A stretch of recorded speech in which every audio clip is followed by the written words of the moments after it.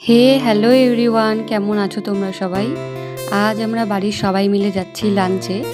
আর অনেক দিন যাবৎ বাড়ির সবাই মিলে একসাথে কোথাও বেরোনো হয় না। তো সকালে খাওয়া দাওয়ার পর বৌদি বলছিল যে আজ আর বাড়িতে রান্না করব না, চলো সবাই মিলে বাইরের থেকে কোথাও খেয়ে আসি। তো সবাই মিলেই রাজি হলাম। আর আমাদের এখানে গ্রিন লিফ রেস্টুরেন্টটাও খুব ভালো, আর খুব কাছে আমাদের বাড়ির থেকে, বেশিক্ষণ লাগে না, সেই টোটো করে 10 মিনিট মতন লাগে। তো যাই হোক, সেটাতেই গেছিলাম। আর এটার অ্যাম্বিয়েন্সটাও দেখো, খুবই সুন্দর, পছন্দ সবার।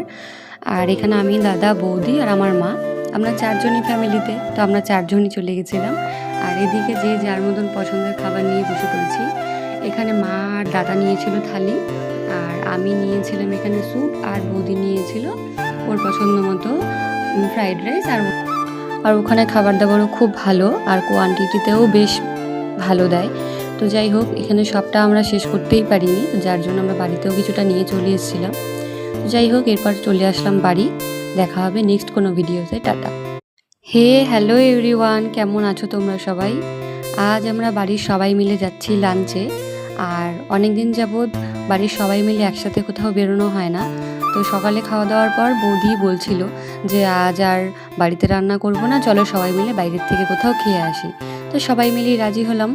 আর আমাদের এখানে গ্রিন লিফ রেস্টুরেন্টটাও খুব ভালো, আর খুব কাছে আমাদের বাড়ির থেকে, বেশিক্ষণ লাগে না, সেই টোটো করে 10 মিনিট মতন লাগে। তো যাই হোক, সেটাতেই গেছিলাম। আর এটার অ্যাম্বিয়েন্সটাও দেখো, খুবই সুন্দর, পছন্দ সবার। আর এখানে আমি, দাদা, বৌদি আর আমার মা, আমরা 4জনই ফ্যামিলিতে, তো আমরা 4জনই চলে গেছিলাম। আর এদিকে যে যার মতন পছন্দের খাবার নিয়ে বসে পড়েছি। এখানে মা আর দাদা নিয়েছিল থালি, আর আমি নিয়েছিলাম এখানে স্যুপ, আর বৌদি নিয়েছিল ওর পছন্দ মতো ফ্রাইড রাইস। আর ওখানে খাবার দাবারও খুব ভালো, আর কোয়ান্টিটিতেও বেশ ভালো দেয়।